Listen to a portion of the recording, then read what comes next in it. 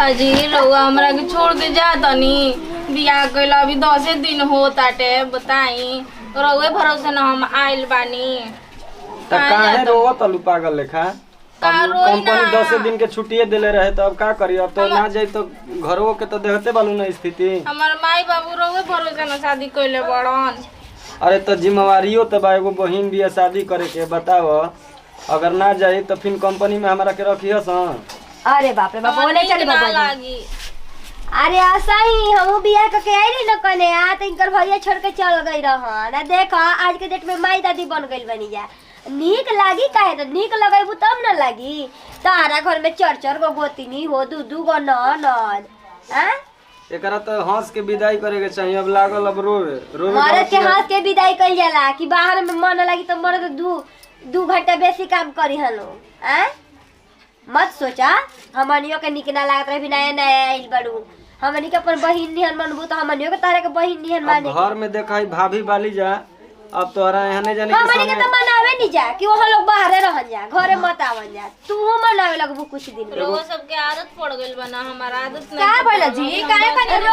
का रोवताली बाबा जी जाता ना त हो कनिया हां आइए दादा मत रोवा मत का ए कनिया चुप रह पागल लेखा रोवत अलू घर में भाभी बटले बैल जा घर में ए कितना कनिया भरल तार बहिन लेखा बानी जा हो कोनो चीज के दिक्कत ना होई काहे रोवत रु जा ना मन करी त करी हम मन करी त सुती ह सुती ह कोई तरह कहे ना जाए कनिया ये कने हमनी के मनावे नहीं जाना कि हमनी के मर्द बाहर रहसन अबे हम तो सोचे ना कि सालों हां तब का पैसा आवत है ना अब घर में बहिन एगो बड़ बिया ना दू कमाई ननद की बानी सन अब माने तनी कि ना ससुर बाना ना सास बाड़ी हमनी के करे के बा सब जानी के बटे बटे त मर्द ना कमाई जे मर्द मानुस त कहां ले तू करे तोरो बियाह में के कनिया भी ऋण कर्जा हो गइल बाटे सूदी ब्याजी पैसा त ना कमयन बाबूजी त कहां से भराई बोलो छोड़ अब जा तनी घर में शांति ले रही हो आ सबके अपन सेवा टहल करत रही हो ए बाबूजी सेवा टहल कइला के हमनी के भुखाइल नहीं खिजा जी हां उकुला ले आओ कने आवा चाहवा कने आवा के तनी चाय पिया दहो बाहर भीतर के जा बारी तनी भाभी हम हां ठीक बा जा तनी अब देखत रहब जे एकरा ठीक खुश रहे बाबूजी खुश रही गोल लगला गोड़ लाग मर्द के हां ए बाबूजी रेल मिल जाई नु त फोन कर भनु गाड़ी डाले त फोन करब हम एक टेंशन ले बनी हां टिकट निकल गेल बाटे हे टेंशन मत ले बेहाला रु के ठीक नु आ रोज फोन ना कइल जाला देखबे कहना कि राउर बाबू भैया औरी 8 दिन पर फोन करे ना जा का हो अरे रोज फोन का घुमावे के बटुए ना मन औरी ना लागी तनी 10 दिन 15 दिन पर करम ना तो धीरे धीरे भुला जाई ह ठीक है बाबा जी जाए निकली एतना मोह माया में ना पता रोटी भुजिया जूतावा कहां बा जाओ जा जूता दा बाबा जी पहिरा दा सुन कोई दिया जी बुझा तक और रखी के करे भतार जत तू कमाए नाचू आवा तड़ी के जन कहां ले खया कहे के थरिए जब मर्द ना कमैया हाजी बड़ी खाती 6 गो रोटी होई है भात राते खइलस उहे ना कनी मर्द ना कमाइया मेहरन कहां ले खाई मारा त ना भइल बाड़ी त बबुआ जी ए मानिकर माई बाबू बिरला चाचा घर में बियाह कइले रहतन कि मेहरारू के लेके रहतन आ जाए दी चल जाए दी कैसा हूं ई जाए नहीं खे देत जानी बड़ी हरामी ही है मौगी जाए नहीं खे देत ना त बेटा में कहीं चल गई रहता ई चाल भी झड़ रहली उ बबुआ जी ना एकरा मोबाइल में ढेर फंस गई रहन हां जी रवटी मुहावा ताकत रहन जाए घरी अरे मुहा रोला एक कइल रहन जी हमनी ला देख के लाजे ना रोत रह ना त रो देत बेटा हुआ हां रोइए देता सुबह से मन तू बेटा देखी पहले गाड़ी बैठ जाइए तब जानी कि चल गई बड़ा ए कहले कुछ कह अब तनी बढ़िया ले चिकन बनाई या खाई लिया हां जी मन कनी कैसन भई रहला आ बनाई जी चाय बनाओ त खाली दूध के बनाई ह अच्छा रुकी पहले चाय रानी हाय देखो हाय दिन का पार पे आ गइल बाटे हाय देखो हाय अभी तक ले बुझात तक एकदम घर में बिल्ले में रहल रहबू निकल गया बाहरिया लेट हो गइल दीदी जी और के कहानियों लोग के लेट होगा ताटे हैं आज के बेटी पतो आवत ऐसा न तक लेट हो गइल है काजन कैसे हन के नींद लागत ताटे अब हाय बा ना ऐसा हटावा उठावा चला काम धंधा कर ठीक नु रात में देर से सुता रहनी है से थोड़ा नींद लग गइल काहे देर से सुत रहलू ह कौन कमी नहीं करत रहलू के देर से सुत रहलू ह नींद ना लागत त काहे त नींद लागे चाहे ना लागे जिम्मा ले लेबनी हम कह ना चल ई सब हटावा चलो काम कर बतावा है 8-9 बजल हमरा घर अभी बर्तन नहीं धोवाई हां के करी आई सुना आई मत सोच कि हमर ती भादरा रहल है ना त गोतिनिया तर हत्ती पे लेके रहत रही सा मर्दा गइल त तुरंत भमेती करम तार मर्दे तकले हमनी सुयती करत रही हा जा ठीक नु मान जान करत रही जाना तो फिर त लते त हम धरी ना कोई के तो ई सब रहनिया उनको सामने देखावल चाहत रहल हाई हाई बा ना हाई तनी कमे चलाव ठीक बा फोड़ दे हम दिमागवा ये समझ लो दिया हम कम का कहबी रे का हो गई बोल ना का कहबी हमरा हमारा ठप ले आंख निकल रही अभी अभी चलावत है जी अभी ठप से आंख निकाल दे बाहर एतना बोलत तारू जवान हमरा हाथ चलावे आवेला ओए देखो तनी ना ओ माई कतई बोलती अरे कर मांगी फटे बड़का बार हो ना बने ना खे अरे बाबा है बनाइबो नहीं बनाई त के खाई ना बनाए ना खाए अच्छा तू हवा पी के रह हाय जबाना जन चलावत त कैची के तरह तुरंत छप मने काट देही ना हां हम पापा से कम अपन मरद से कम देख मरद का हो एक बार ली हो बंद कर दरवाजा बंद करी हां एकरा खाए के दिन पानी दे करा के मेरा अपना बाप के बोला हां बोला के पर देख ले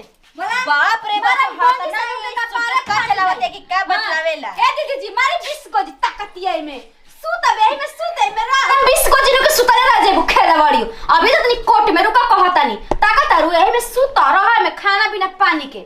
मुंह देखावत है तक मेरे माथा पर से के निकल जी अभी खेला वाड़ी जाते का ताकतिया अभी तो दीदी जी से कह दीदी जी का हो ये ताल त नहीं खे गलत जी हमरे के मारे के दौड़ौले रहिए जान जाई हां डंटा लेके आ ये दादा ओकरा घर में बन पके आइल बनी जाइए दीदी जी मुंह खोलन बिया का हो अरे बाप रे बाप गोतिया पटीदार पके बिया ना हमरा के दीदियो जी के जाते ठकेल देलसिया जान जान कहे ना ओकरा के फोन नहीं के ना देवर जी के फोन है तो फोन काट दी है आ जाना तनी का कहतिया अपना मोरा से अपना बाबू से तू लोग के चुगली हम कर तू एक महीना फोन काट दी है आ बबुआ जी के हमरा के दी हम समझा दे कह दे कि अबे मत बतियाई रोवे गावे लागी हां ठीक कहता नी जी हां एक महीना मत लगई आ जी मारे पीटे लायक नहीं के हमनिए के मार पीट दी भाई वाली बढ़िया हाथ गोड़ बांध के सुतला में मारे एक दिन खूब कहानिया कि रुका कोट में जाता नी रुका ऐसे ताकतिया हो अपन तसलिया दे के आज के बाद ओकर घर मन देखा मैल फुलावरा भेव के का क देले त खदरा देले बदी सन हां जी लइके देबे लाइक वहनी हरे बर्तन देबे लाइक बा ओकरा खाना पानी मत दिहल जा 2 दिन हां नाही मुजाई ना मुई जी अरे हाटा कट्टा नीसा सब्जी दूगो रोटी दे दी हजा जिए भर उ गाय खाती बासी रोटी दिया एगो दूगो हाथन से सब्जी दिया दूगो आगे बच्चे त दे दी हजा पानी पेट भर नहीं देवे के हां कह दी हजा कि देखो हमनी के हिसाब से चलो बु त तारा के भर पेट मिली आना त एमे पड़ल रह आधा पेट पानी पा आधा पेट खाना हां तब का अजी ये दीदी जी ओकरा के 20 दिन नहाए नहीं खे देवे के नहीं भौजी यहां बैठल रही कहां गइल नहीं ही रोबो त दे है एकदम नहीं खे न थाई काच कुआर लइट के दे है आइए तो देख के भाग जिया सन कहत है तनी जिम करी फिटनेस बनाई अब बियाह से मोटाइल जाता नहीं नहीं कुमार के दे तनी मोटाला कने तू मोटाइले रहू ना जना के देखे गइल जा लेकिन आता थोड़ी मोट रही हम ए भौजी खाता ना बनल बा खाता ना हाली खाता नहीं बुची जी तो सुबह के 2 गो रोटी खइले बानी आ हे राम भात ना थरिया में भात देखनी ई आउ खइली जा साथा ही आ नहीं की भौजी के ढेर पीछे पीछे लाग रहत कि नु तनी कमे लागी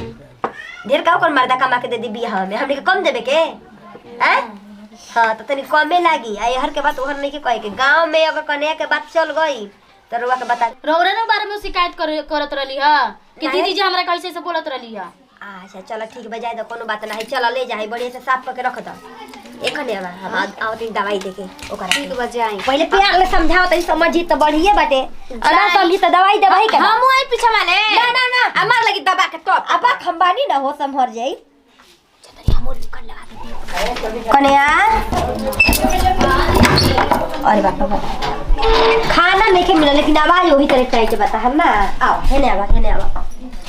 कहानी की बड़की छोटकी कुछ कहानी ही समझ ली छोटकी ए कन्या का मरली जा का कर बहुत अथु होइसा तनी हनी के मुखियाई घर में ढेर चलेला हनी के मर्द ढेर कमानस जान जा हमहू बड़ है लेकिन हम घर में कोनो वैल्यू ना हो अब का करे के बा घर में रहे के बा दू गो ननद बियाह करे के बा इधर जबले ननद के बियाह नहीं के भइल तबले अपन मिलजुल के करे धरे के बा का दिक्कत बाटे? ए दीदी जी रउआ से एगो बात कहत नहीं। हाँ बोला। फिर वो हम लोग टाइट कर हमरा पे शासन दिखाओ तरी नहीं देखा एकर दवाई बा, एकर दवाई बा 3 बजे भोर ही उठे के बा, लीपे पोते के बा, झाड़ू उड़ू लगावे के बा, एकर बाद चाय बनावे के बा, और सुबह सुबह जाके गुड मॉर्निंग दीदी चाय के साथे बोल देवे के बा, मल गोतनी एकदम खुश हो जी असन। हम इहे करत रही, देखा इहे उपाय बताओ तनी कोई ना कोई के देखिया ला कने आ एकर बाद चाय के बाद तुरंत नाश्ता बना देवे के बा, पूछ के मझली ले चाहे छोटकी ले, ए दीदी का खाई, भुजिया रोटी खाई भी का बना खाई, आराम से बना के दिन हमर मुंह होय से धर ले लेंगे। अरे नहीं देखा ओहा लोग मारत है ना, तो तू अपन हथियार चलावा, हथियार काम से चलावा, नया नया कने काम से हथियार चलावे सब जान जा। अब तू लड़बू तो तू पार पैबू नहीं, जब मर्द बता ना भाई बना बाप बाटे, मार पीट के घर में अखान दिया तो का करबू? ये से ठीक सुबह सुबह उठा आज भोर में आ चाय बनावा, ले जाके गुड मॉर्निंग दीदी कह, देखा एकदम चेहरा पे एकदम हंसी हंसी बोली हसन। ठीक अब चल तो गइलू ना, चलो ठीक। नमस्कार प्रणाम, हम निकिरण सिंह, हमने क्या आपन टीम बटे हमने को पारिवारिक फुल एंटरटेनमेंट वीडियो अच्छा लगता है दिल से लाइक शेयर कमेंट करते रह जाइए, सबके साथ देख ले। Bye by.